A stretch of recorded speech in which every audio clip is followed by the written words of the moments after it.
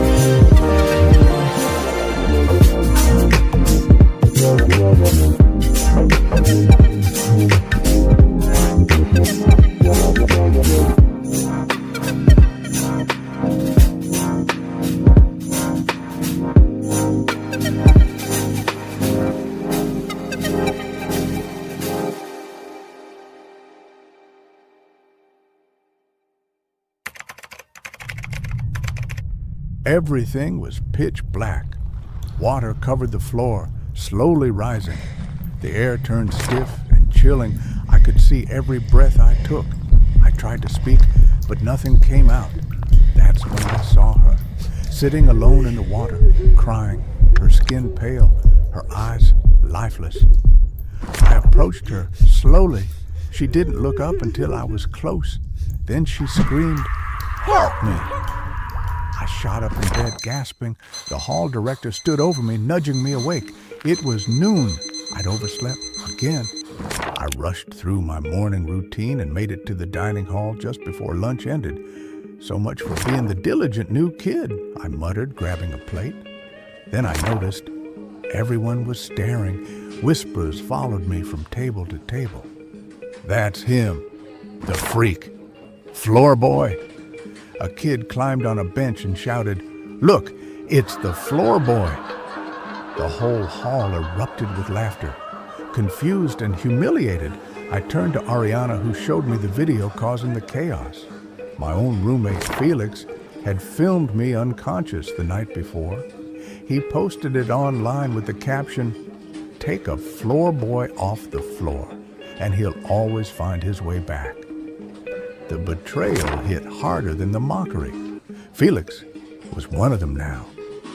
I wanted to tell Ariana about the voice, the grip on my hand, the girl, but she'd already doubted me once. So instead I asked, "Will there be a meeting tonight?" She didn't answer right away. She just studied me. "You okay?" she asked. "That video, is it connected to what you told me yesterday?" I nodded. She took a deep breath. "Come with me. I want to show you something."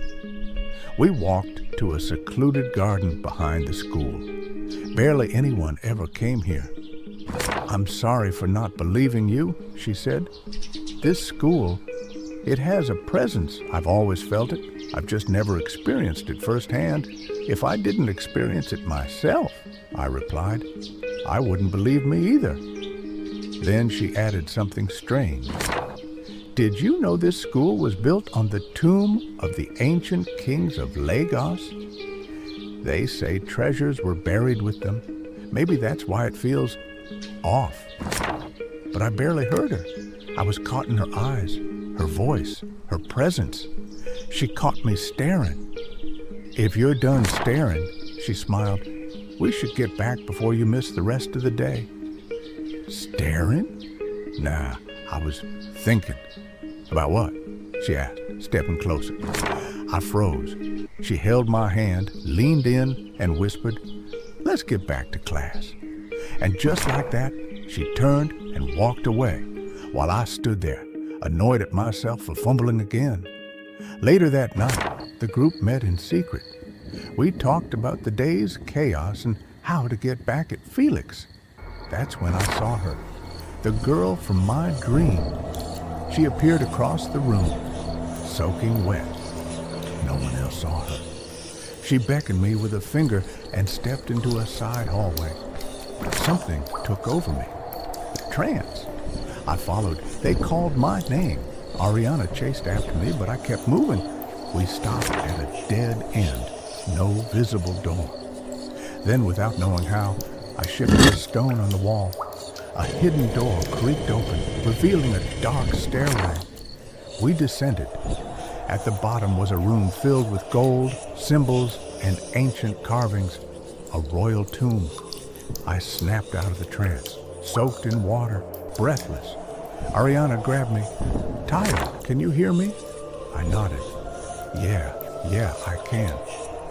We looked around the chamber. That's when we saw it. Ekabo si iboji awon oba. Welcome to the Tomb of Kings. The rumors were true.